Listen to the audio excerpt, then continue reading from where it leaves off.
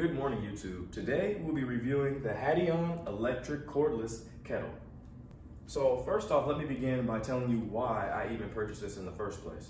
Originally, I purchased this because we were boiling tea the water for our tea in the microwave, as well as drinking several cups a day, and I realized it would be a lot faster if I had something that could boil a larger amount of water quickly so that I could have more than just one cup of tea without having to go back and microwave another cup of water.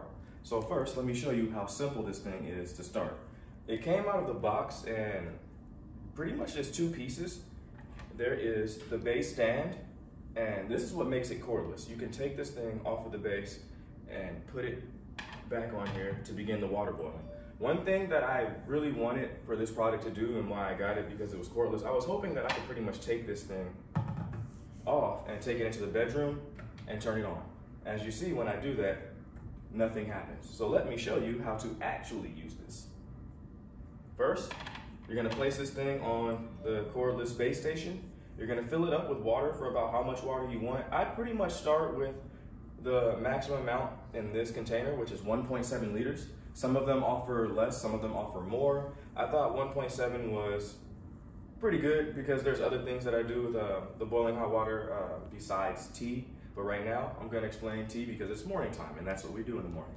So, let's get started. You switch this switch up, it turns on, and as you see, there are a row of blue LED lights. Up top, there is somewhat of a pull button to pull it back. That's nice because it helps, instead of from pulling right here, helps keep your hand away from the spot where there's lots of steam coming out. And as you see, this thing pretty much starts boiling instantly. When I first turned this thing on, I was very surprised and I just couldn't stop talking about how fast this thing is boiling and heating up the water.